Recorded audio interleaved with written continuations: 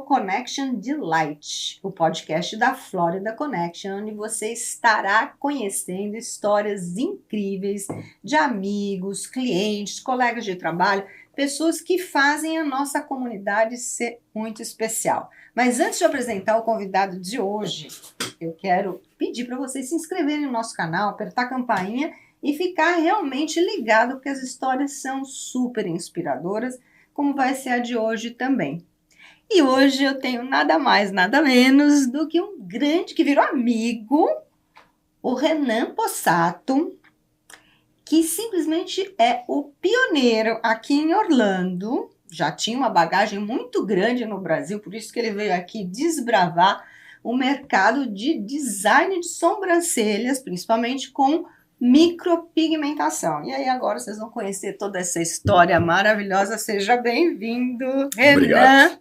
Estou muito feliz que você está aqui, viu? Eu também. A gente estava conversando aqui um pouquinho antes, né? E para mim, assim, eu fico um pouco tímido, sou um pouco introvertido, extrovertido, mas gosto muito de você. Você é muito inspiradora pela tua história aqui também, então é gostoso conversar com gente assim. Obrigada. E a gente se conhece desde que você chegou, né? Desde que eu cheguei. Ou seja, quanto tempo? Vai fazer 9 anos. Vamos fazer 9 anos. Nossa Senhora. Então, olha, nosso bate-papo vai começar baseado em 3 perguntas. E vai começar pela primeira, que é assim, de onde você veio? Que é de onde eu vim, aonde eu estou e para onde eu vou. Então, vamos começar. De onde você vem, Renan? Renan vem de Penha, Zona Leste de São Paulo, Brasil. Penha. Quando a gente quer ir para um lugar bem longe, então vai para Penha. Não vai é? Pra Penha, vai pra Penha. Pelo menos na minha cabeça era assim, desde pequena. Não, mas é Penha. Zona Leste, Penha. E eu venho dessa família de gente guerreira ali, mas sempre tive muito interesse de... Se você for falar algum recado, você pode falar para mim. Eu não sei se a gente... Não, é batendo das papo. Câmeras, cara. Mas eu venho dessa família que acabei nunca me identificando muito com os objetivos da minha família no sentido profissional, de educação. Então eu sempre me senti meio que um peixinho fora d'água ali, e até alguns interesses. Minha família é muito carinhosa. Eu sou um cara, sou filho único, eu sempre brinquei que sou filho único de mãe solteira, que é verdade. Então eu estou rodeado de pessoas inspiradoras. Mas ninguém da minha família teve uma Oportunidade? Uma oportunidade, mas uma visão mesmo para negócios ou para hoje o que eu faço, que é nesse ramo de empreendedorismo, que eu também caí de paraquedas. Então eu sempre senti um certo incômodo, eu sempre quis ir para algum lugar e eu nunca soube exatamente para onde. Então, no meu primeiro emprego, a minha primeira experiência profissional foi em shopping center, porque desde criança eu queria, como eu falei, ir para esse lugar que eu não sabia onde era. E com 14 para 15 anos eu comecei a procurar emprego em shopping center, mas eu tinha vergonha de ir até lá. Então eu pegava o telefone da vizinha, porque a gente não tinha telefone em casa, eu sou de uma família bem pobre.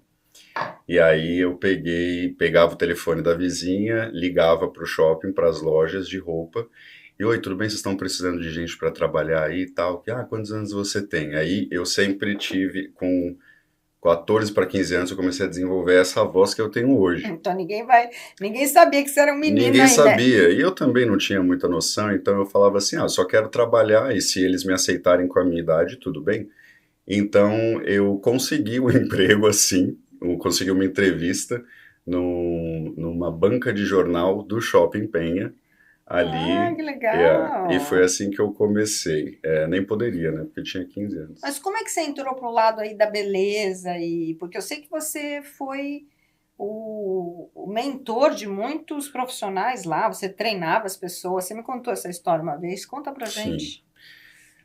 Eu dei esse background assim porque eu me sinto ainda, até hoje, como uma criança que caiu de paraquedas no mundo dos adultos.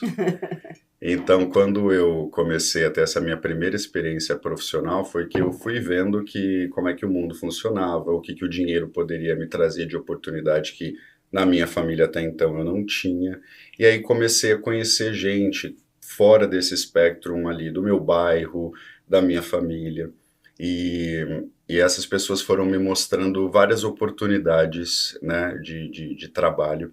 E uma delas, assim que eu comecei a trabalhar na banca de jornal ali, eu conheci uma pessoa que trabalhava na área de perfumaria. E aí ele me ofereceu um trabalho de borrifador de perfumes. Era para que eu divulgasse os perfumes na Nas porta da lojas. loja, Ah, sabe? sei. Quando a gente está passando, o pessoal diz, dava aquele... Exatamente. Isso. Aí tava eu lá passando vergonha, entregando papelzinho, ninguém pegava. Um desespero. Mas aí eu acabei saindo da banca, fui para essa oportunidade de borrifação e era um gig, assim, era uma coisa que a gente ia, fazia esporadicamente, mas uma das lojas gostou de mim e me contratou. E aí eu passei a ser vendedor dessa loja. Entrando na área da perfumaria, eu comecei a descobrir a maquiagem. E aí eu me apaixonei por maquiagem. E dali as coisas foram acontecendo, eu fui contratado como maquiador daquela loja específica. E aí eu fui Legal. percorrendo marcas como Yves Saint Laurent, Christian Dior, Lancôme e uma série de coisas que era tão fora do meu universo, que eu falava, meu Deus, existe esse mundo, né? E aí eu lembro que às vezes eu tinha assim uma meta para bater, e aí eu via que um batom que eu estava vendendo ali para alguém, sei lá, na época custava o que minha mãe ganhava, assim, sabe, em 2 semanas de trabalho. E aí era um conflito muito grande para mim, de verdade. E aí eu comecei a ficar incomodado com isso. Eu falava assim, não acho certo eu vim de onde eu venho e tá vendendo coisas tão caras, enquanto quando eu volto para casa e aí eu volto, pego 3 ônibus para chegar. Era um universo muito diferente. E aí eu Imagina. entrei num conflito psicológico assim mesmo. Eu falei assim, não, esse não é o meu lugar, eu não tenho que estar aqui. E aí, com o passar do tempo, eu fui descobrindo que existem realidades diferentes e que a gente está aqui para ascender na vida, não só financeiramente, mas que existem oportunidades que o dinheiro e a educação e uma carreira profissional vai te trazer. E aí eu decidi agarrar isso. E no meio disso eu comecei a redescobrir a minha paixão pela arte. Então, eu sempre desenhei desde criança, desde moleque, e sempre gostei de tudo que fosse colorido, de tudo que fosse transformador, de tudo que embelezasse as pessoas. Legal. E ali, dentro das lojas, eu era péssimo. Eu vendia, mas eu não vendia porque eu tinha que bater a meta. Eu vendia porque eu era tão apaixonado por demonstrar os produtos e eu pedia para as clientes, eu posso te maquiar? Ah, tudo bem. E era parte do trabalho, eu tinha que fazer isso. Mas, assim, eu queria realmente fazer isso. Então, eu sentava as clientes na minha cadeira e ali era um momento para mim de, assim, não existia vendedor, não existia meta para bater, Você não existia esquecia do nada. Eu tempo. esquecia. E aí eu via aquelas paletas de cores, aquelas coisas incríveis, e aí eu brincava ali com a cliente. E eu gosto muito de pessoas, sempre gostei, eu sempre fui muito comunicador. Apesar de ser mais tímido, sempre fui muito comunicador. E aí eu fui crescendo nesse universo da maquiagem, crescendo, crescendo, crescendo. E teve uma época, eu fiquei nessa empresa, entrando ali com 16 anos, então fiquei nessa empresa durante 9 anos. Uau. Só que aí a minha paixão, que era pela arte, pela maquiagem, pela transformação, e eu trocava muita ideia com as pessoas também. E era incrível, eu comecei a conhecer pessoas que, falando dessa parte financeira, né, vamos dizer assim, que era um conflito para mim, comecei a conhecer pessoas que tinham muito dinheiro, vamos dizer assim, mas eram muito sozinhas, né? Então, assim, eu fiz vários trabalhos de ir à casa de madames para ensiná-las a maquiar, mas nem porque elas queriam aquilo, mas elas queriam trocar uma ideia, uma companhia. E eu gostava daquela troca, porque aí eu conhecia as histórias de vida das pessoas, a gente trocava uma ideia e tudo mais. Então, sempre foi muito gostoso. Só que com 9 anos de empresa, eu já comecei a me sentir desgastado, porque os números foram sendo muito mais cobrados, né? Então, você tem que vender, você tem que fazer isso, tem que fazer aquilo. Aí me davam um X de produtos que ninguém queria comprar e eu era obrigado a vender aquilo. Então, assim, começou a tomar um rumo que eu já não queria mais. E aí eu percebi que eu queria viver a minha experiência que eu sempre quis desde moleque e que nunca soube exatamente quais seriam os meus caminhos para chegar lá, que era de morar nos Estados Unidos. E desde menininho eu brincava sozinho na rua falando inglês. Que você fala muito bem inglês, por sinal. Obrigado. Porque eu já vi você falando com vários clientes lá no salão. Como é que Sim, chama? salão, Ateliê. ou estúdio, enfim, a gente chama de é. estúdio. E aí, desde molequinho, comecei a brincar com o inglês. E ninguém na minha família nunca teve interesse em aprender inglês, em saber nada dos Estados Unidos. E eu sempre fui apaixonado, não sei por quê. Até que eu assisti aquele filme do Home Alone, ou Esqueceram de Mim. Falei, é isso que eu quero para minha vida. Mas, enfim, tudo isso para dizer que aí, quando eu saí dessa empresa, eu entrei num processo de depressão grande, porque nesse período eu não tenho pai, né? Então eu acabei assumindo a responsabilidade financeira de casa com a minha mãe. Nós morávamos de favor com parte da minha família. E nós sofríamos, de certa forma, assim, não vamos contar histórias tristes, mas sofria, de alguma forma, algumas humilhações ali, do tipo, vocês não têm que estar aqui, esse não é o lugar de vocês, né, e tudo mais. E minha mãe sempre teve muito essa coisa de filho. Minha mãe, empregada doméstica a vida toda. Quando nasci, meu pai, não assumindo a paternidade, minha mãe se viu obrigada a trabalhar flipping burgers, né, em uma lanchonete, e depois disso foi para casa de família. E eu vi aquele sofrimento da minha mãe de trabalhar no dia a dia com algo que ela também não era muito respeitada, era um trabalho muito intenso para ela, né? Era muito duro, era muito pesado, e assim, sem problema algum do trabalho em si, mas para minha mãe naquele momento era muito pesado. E aí eu via que ela lutava bastante para me garantir educação e uma série de coisas, só que tinha um teto para isso. Eu falei, não, a partir daqui sou eu que vou assumir. E aí, quando eu comecei a trabalhar nessa perfumaria, comecei a fazer dinheiro, e aí mais uma vez, os meus conflitos psicológicos falava assim, era um adolescente querendo viver e comprar tudo porque estava ganhando dinheiro e vivendo um universo que eu nunca tinha descoberto antes. E aí eu disse, não, mas eu tenho uma responsabilidade. E minha mãe sempre me disse, vamos focar porque a gente precisa sair daqui de onde nós moramos. E você vai ser a única, ela falava assim, você vai ser a única chance da mãe ter uma casa e de você ter uma casa quando a mãe não estiver mais aqui. Nossa. E aí eu disse, poxa, mas é verdade, né? Porque a vida também é prática, né?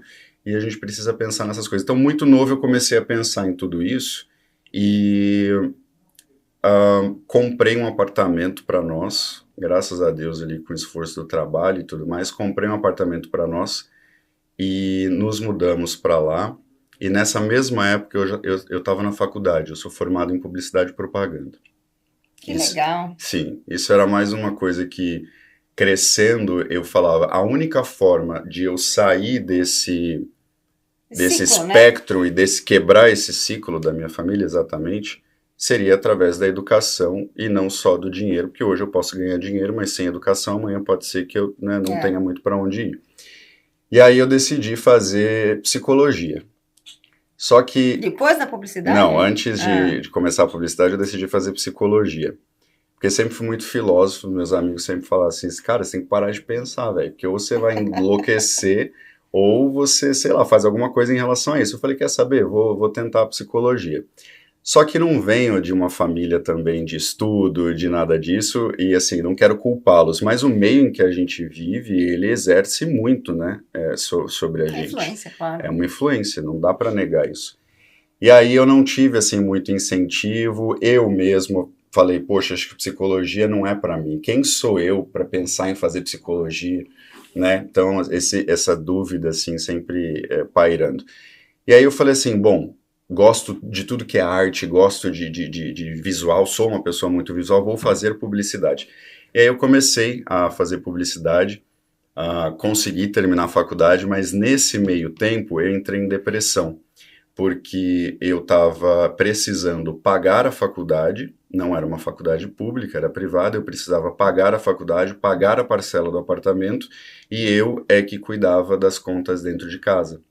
Então eu assumi uma Muito responsabilidade ali grande, com né? 20 anos muito grande. E aí eu entrei em parafuso, porque eu falava, meu Deus, se eu parar com tudo isso, tudo para. E aí minha mãe não vai ter para onde ir, eu não vou ter para onde ir. E assim, como moleque naquela época, eu poderia falar, pô, vou ter um roommate, vou ter uma experiência qualquer aí, tá tudo bem. Mas eu tinha tenho a minha mãe, tinha a minha mãe na época que nós somos muito próximos, então eu falei, não, eu vou dar conta. E aí foi um período muito difícil na minha vida, muito novo, mas muito difícil. E aí eu consegui, com tratamento, medicação, foi aí que eu comecei a entrar para esse universo de terapia também e tudo mais. E aí eu falei assim, bom, então é o seguinte, já não dá mais para mim, então eu vou ter que tomar uma decisão aqui agora. E aí eu planejei pedir demissão dessa empresa, entrar num acordo com eles, né, para que eles me mandassem embora, porque eles me mandando embora, eu receberia o seguro-desemprego e esse seguro-desemprego ficaria para minha mãe, para Uhum. ela se manter, e eu conseguiria, com parte do dinheiro do resignation, enfim, não me lembro do dinheiro que a gente recebe quando é mandado embora no Brasil, eu iria para Indenização, né? Que chama. isso, eu iria para os Estados Unidos.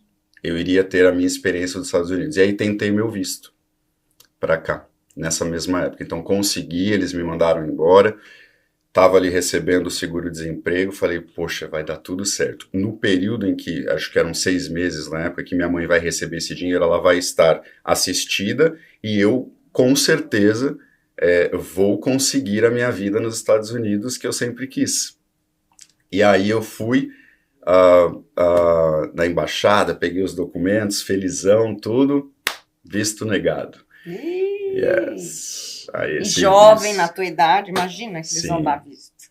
E aí eu lembro que tava chovendo assim no dia e eu dramático como sempre fui. Aí saí chorando pela rua, dizendo, ai, nada vai dar certo, a vida é muito dura e tal, eu não tenho tempo nem oportunidade de sonhar algo diferente. Eu realmente tenho que voltar para aquele ciclo que eu um dia tentei quebrar, né? Estou fadado a isso. E aí eu falei assim, mas eu não consigo voltar para essa vida de perfumaria, de venda, de número, de pressão e tudo mais. E aí eu acabei procurando ali na internet na época uma outra oportunidade para mim que não precisaria do visto. E aí eu descobri navio de cruzeiro. E aí foi que eu decidi apliquei para trabalhar em navio de cruzeiro e foi a minha primeira experiência internacional. Foi quando você aprendeu a falar inglês, então. Eu já falava inglês antes de metido, né? Porque eu aprendi inglês com música, com filmes e tudo mais. E Já tinha um aí, tino, né? Porque não é todo mundo que consegue aprender assim. Mas eu vejo que você sim, não tem sotaque, é muito legal. Mas eu quero saber como você entrou aqui, ó, nessa área do. desculpa, eu falo muito, né?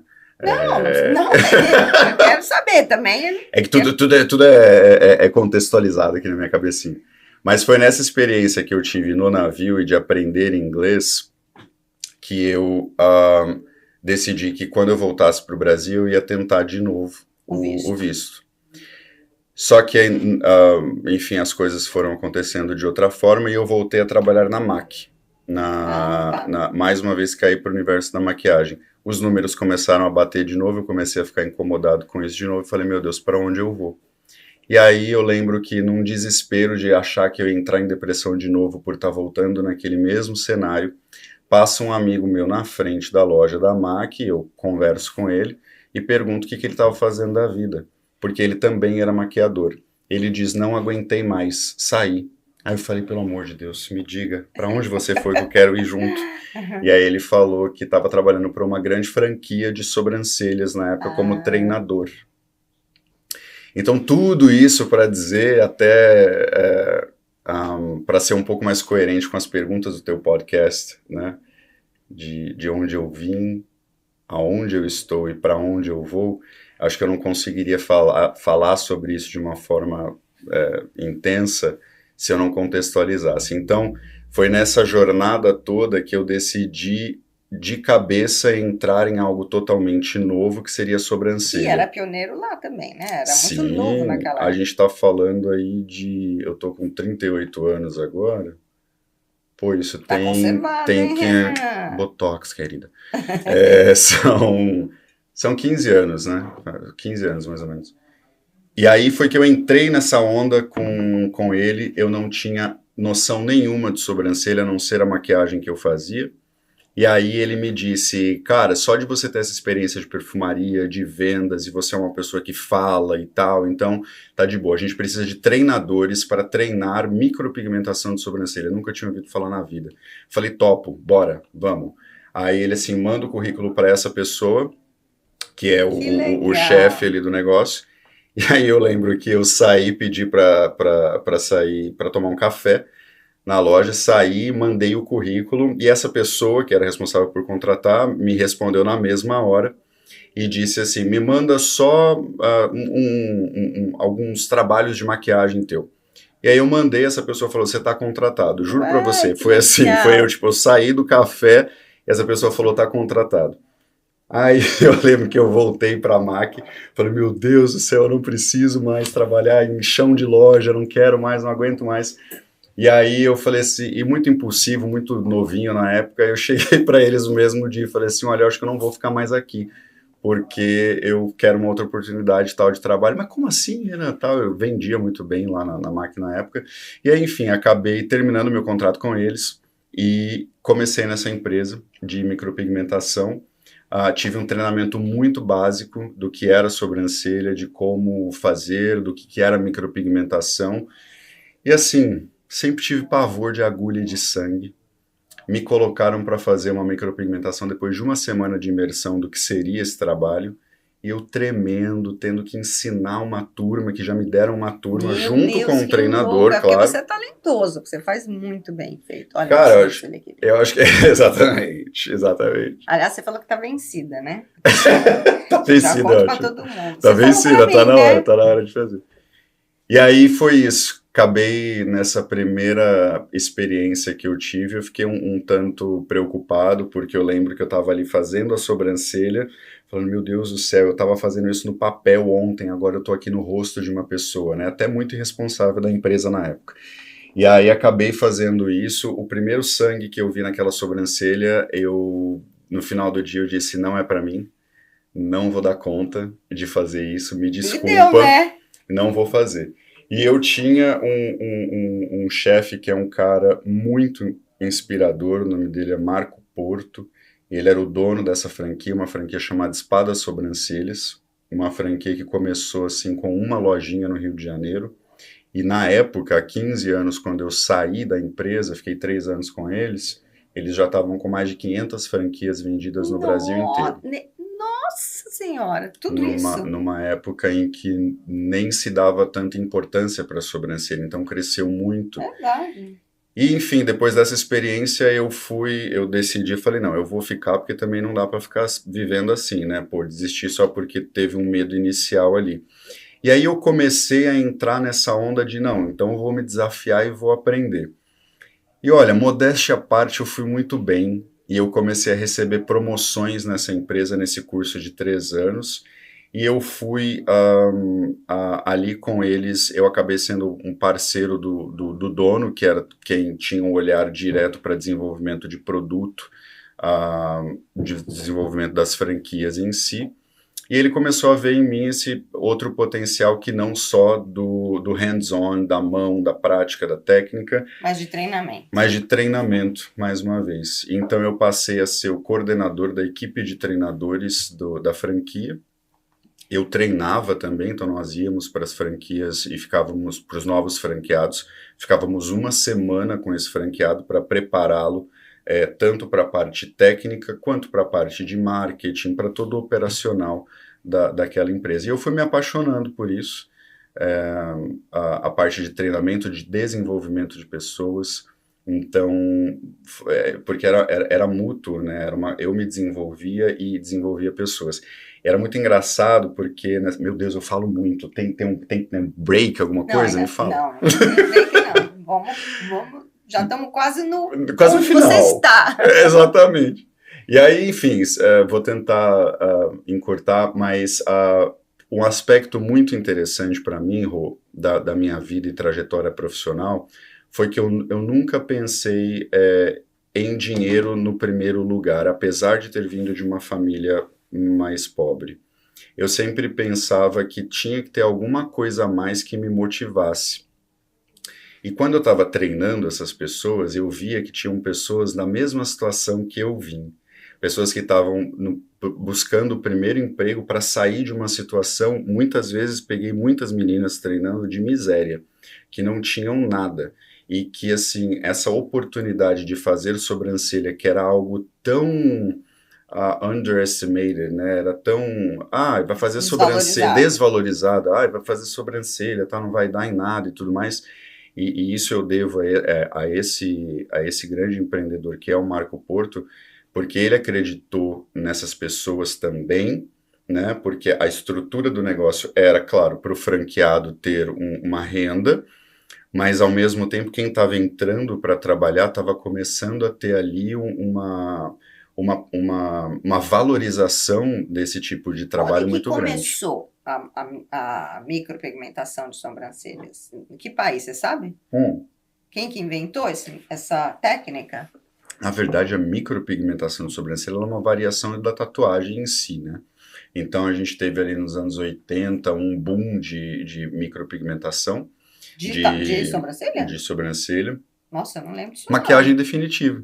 É só você olhar as senhorinhas de sobrancelha azul por aí. Tá. Sim, que foi um grande boom de maquiagem definitiva de lábios, aquele contorno do lábio, de sobrancelha, que era um marker no rosto ali.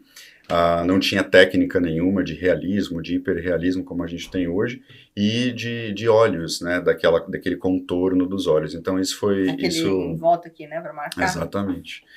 E aí a indústria foi aos poucos crescendo e prestando um pouco mais de atenção nisso. Então, assim, a gente teve um começo ali, mas a técnica já foi sendo desenvolvida em países asiáticos, assim, já começou, principalmente. Mas no Brasil foi aquela época que começou, há 15 anos atrás, mais ou menos. E ainda é forte. Não que começou, mas que a ascensão começou a ser. Então, enfim, falando da sobrancelha especificamente, e da minha trajetória com ela, então eu termino ali esse momento com eles de desenvolvimento, de estar ali com eles e tal, e de conviver com essas pessoas, com essas oportunidades e tudo mais, e eu fui crescendo com eles e eles foram crescendo com o mercado, né? Então foi uma época onde esse boom, há 15 anos, começou a aparecer. E aí eu comecei a desenvolver com eles material de estudo, de treinamento.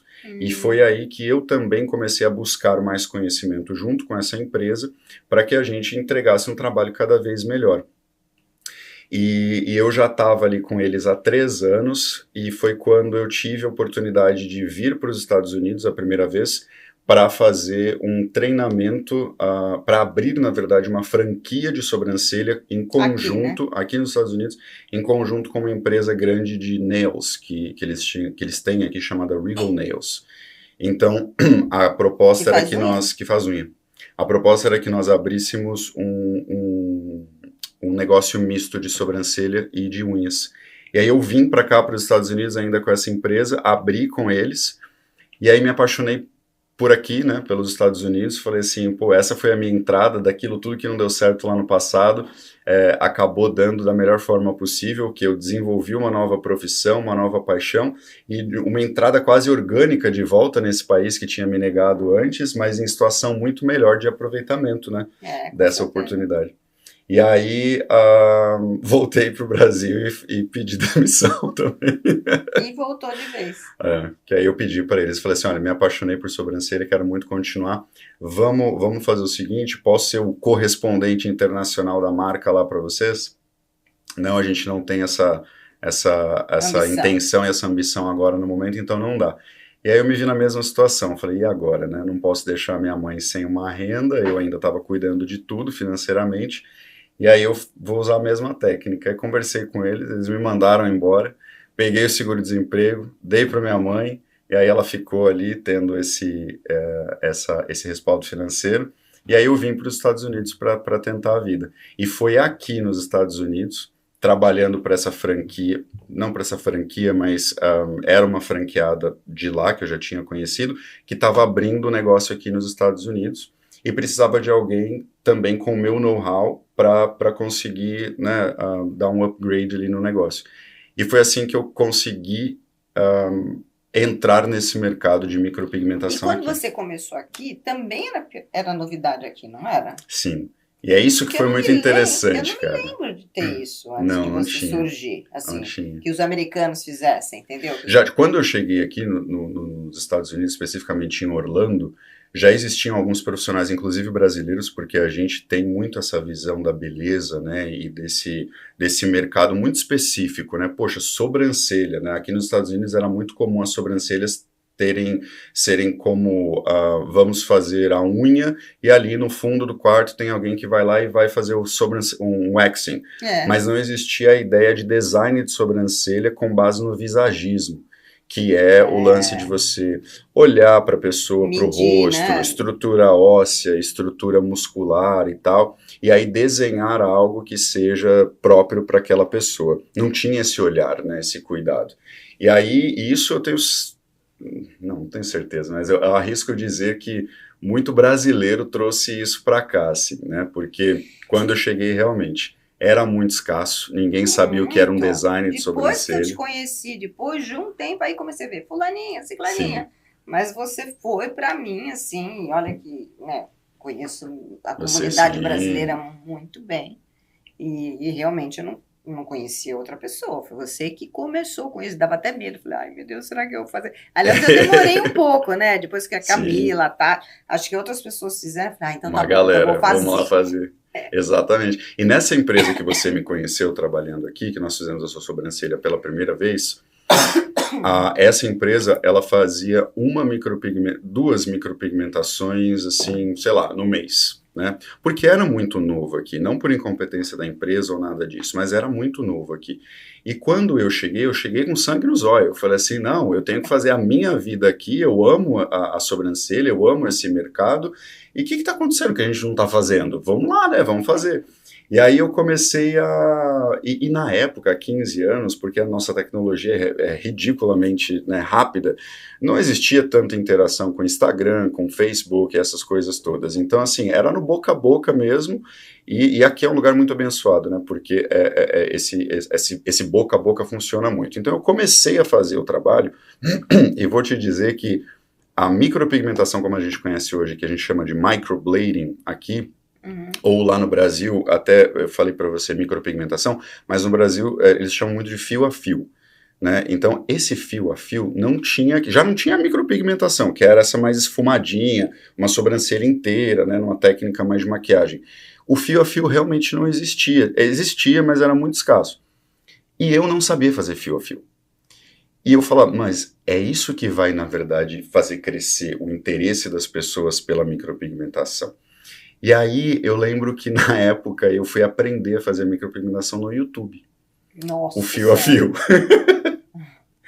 Mas você tem talento, aí é diferente, né? Não, e eu sempre digo isso, porque hoje a gente tem o YouTube como uma escola, né? Mas assim, não dá para você não ter noção nenhuma e pegar ali para fazer uma micropigmentação ou uma tatuagem, que é um procedimento invasivo, que exige uma série de conhecimentos de pele, de saúde, de uma maneira geral, né, para você só aprender a técnica e ir lá e fazer. Não, não é assim que funciona. Então, como eu já tinha todo esse background, eu precisava saber como é que fazia o danado do fio.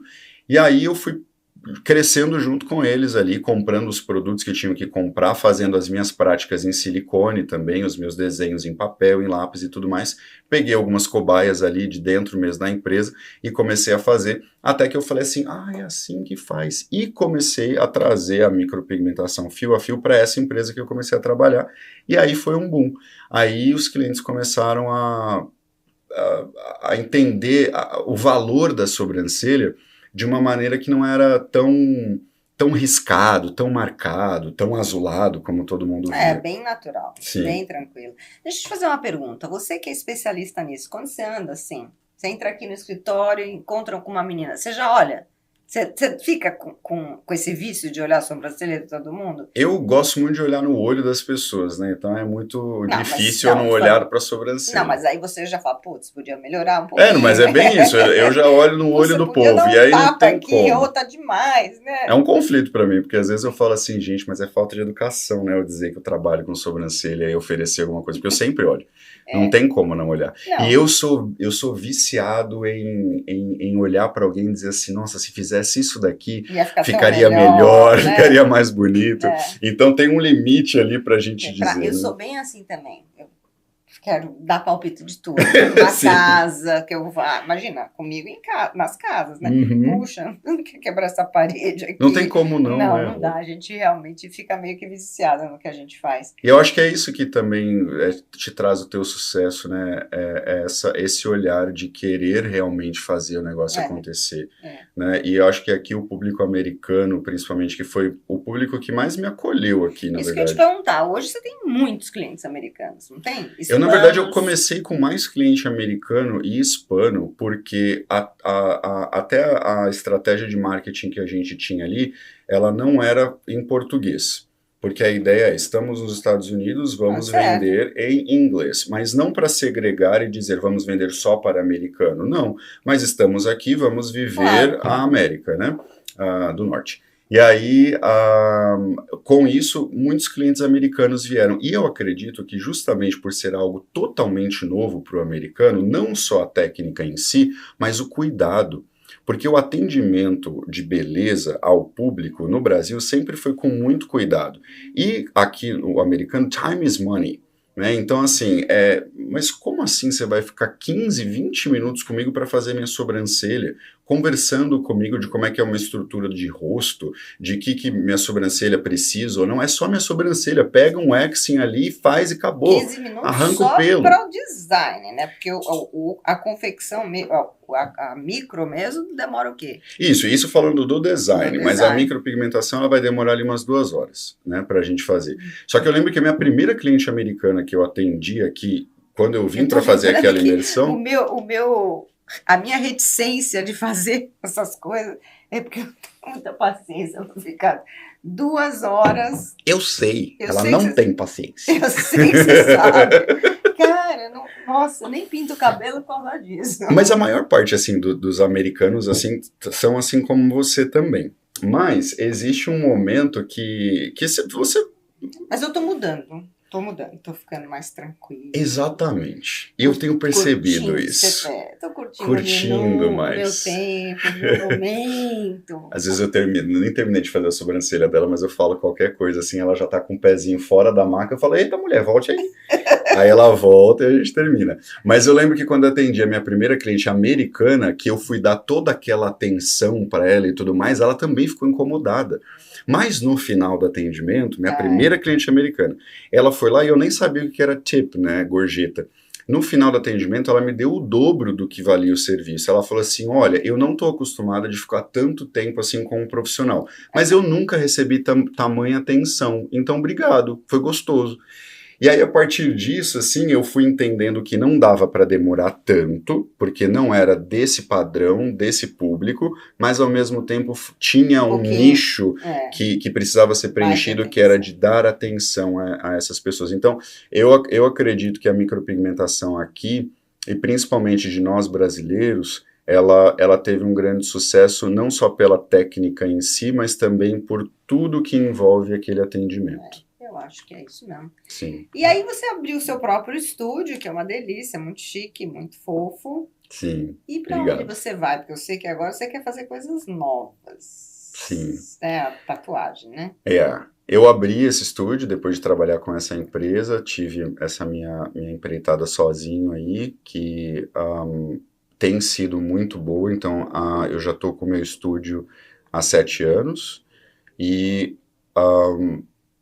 sempre num conflito também de quero expandir para ter um negócio maior e ficar mais numa administração, num desenvolvimento, mas isso sempre eu acabo voltando para não, eu preciso fazer, eu quero estar em contato com as pessoas e fazer mesmo a sobrancelha e tudo que eu adoro. Então, hoje eu eu tô me descobrindo artisticamente também num outro universo que é o da tatuagem. Então eu quero continuar com sobrancelha, que eu amo, e cresce, cada dia cresce mais, não só em oportunidade de negócio, mas em técnica em si. Então o mercado tem prestado muita atenção na gente e essa educação contínua, ela existe. Então assim, mesmo fazendo só sobrancelha, tem técnica diferente, tem produto diferente, tem coisa diferente, que é sentido mais para nós, assim, que estamos ali trabalhando no dia a dia, porque para o cliente final o que importa é ele estar se sentindo bem com ele mesmo. Mas a gente tem essa parte de desenvolvimento contínuo que é muito gostoso. Então eu gosto e quero continuar fazendo sobrancelha. Eu amo. Mas artisticamente eu tenho me sentido um tanto incomodado a me desenvolver de outras, né, de e repente, desafiar. Porque minha vida sempre foi assim, né? E Eu você está sempre fazendo busquei os desafios. autoaprendizado também, ou você está fazendo um curso de Sim, tatuagem? não, autoaprendizado. Autoaprendizado? Sim. Sério? E aí com tatuagem, fui pro YouTube de novo também, mas sempre conversando com profissionais da área, para me darem assim meio que um curso mais tete a tete, né? Mas também por já saber de estrutura de pele, por já saber de estrutura de tinta, de agulha, de uma série de coisas técnicas ali do meu Precisa de uma trabalho. licença especial ou é a mesma? Não, é a mesma licença. Quando você, aqui nos Estados Unidos, quando você vai para a área de micropigmentação, qualquer coisa que envolva agulha, pele ali, você precisa da licença de tatuador. Então, eu já tenho essa licença que é o umbrella, o guarda-chuva que vai me cobrir para tatuagem também. Ah, que legal. E aí hoje eu quero isso. Hoje onde eu estou, continuo amando sobrancelha, mas quero me desafiar artisticamente, porque eu gosto muito de desenho. Vou fazer uma pergunta. Como imigrante que tem uma profissão bem específica, né? O que você acha que foi o maior desafio que você teve? Porque muita gente vem aqui falar, meu maior desafio era a língua, ou estar longe da família, ou coisas diferentes. O que foi para você, para o pessoal poder realmente escutar a tua história, que é quando a gente realmente tem a nossa identificação. Alguém vai falar, poxa, se ele conseguiu, eu também vou conseguir. Com certeza, e consegue, com certeza. Cara, eu vi muito no susto, porque sempre fui muito impulsivo, né? Então eu cheguei aqui com 28 para 29 anos, que não era tão jovenzinho assim, mas eu cheguei com uma força de um sonho mesmo, de viver aquilo desde moleque. Isso faz toda a diferença. Muita, né? muita Você diferença. Um sonho forte, né? Era muito forte, Rô. Então eu digo que esse sonho muito forte, ele meio que me cegou para algumas dificuldades que eu falava assim, eu nem dava muita atenção, eu falava, amo minha família e tudo mais, mas assim, não, mas agora é o momento de eu me desenvolver e eu preciso me separar deles, né? De alguma forma. Então, isso daí estava coberto para mim. A língua eu vim com sangue nos olhos para aprender ainda mais, porque eu tive as experiências e tudo, mas ainda não estava solidificado. Então, quando eu cheguei aqui e tudo era em inglês, eu falei, meu Deus do céu, é aqui que eu quero ficar. Então, para mim, era um sonho, eu cheguei com esses desafios, mas sendo realizado. Então eu vivi um período de assim, eu fui muito abençoado porque eu já cheguei trabalhando na minha área, desenvolvendo ainda mais algo que eu já gostava, né? Eu sei que e eu tenho muitos amigos, a gente sabe de muitas histórias de gente que chega desistindo da sua profissão para se inserir no mercado americano de alguma forma ou na vida americana, né? E acaba indo para outros caminhos profissionais também. Então, basicamente, você está falando que o importante é você ter um sonho realmente ardente, né? E ter sangue nos olhos. E ter sangue nos olhos, cara. Eu acho que é isso. Para mim foi isso. E isso me ajudou muito a superar as dificuldades que a gente vai ter aqui. Vai bater, depois de um tempo que passa um pouco desse high, bate uma solidão intensa, né? Eu não vim para cá com ninguém, eu vim sozinho, não conhecia ninguém, tinha um amigo aqui, então eu fui construindo as minhas relações aqui, mas depois que passa um pouco dessa empolgação do já consegui, tô aqui, tô de certa forma estabilizado, e agora, né? Aí começam os outros desafios. Né? Mas qual é o seu grande sonho, para onde você vai? Conta pra gente. Hoje eu te digo que ainda como esse menino que caiu na vida dos adultos, eu ainda tenho um sonho de desenvolver melhor artistry, né, o meu lado artístico e de me descobrir cada vez mais. Eu gosto muito de pintar quadro, gosto de desenho, então por isso que hoje a tatuagem em si é algo que está me desafiando mais artisticamente. E a minha intenção é continuar com sobrancelha aqui em Orlando, que é eu tenho muitas clientes que, tipo, Renan, se você for para outro país, a gente vai lá. Eu tenho clientes muito fiéis e você é uma delas, está comigo desde sempre, obrigado. Mas eu tenho hoje uma intenção de desenvolver esse meu lado artístico na tatuagem para conhecer o mundo tatuando. Legal. Então eu quero desenvolver esse meu lado artístico e eu tenho... Tá bem no início, assim, esse projeto, mas eu tenho... Mas você tem falado dele cada vez mais. Isso quer dizer alguma coisa. Porque a gente tem que começar de algum lugar, né? E começa no mundo das ideias.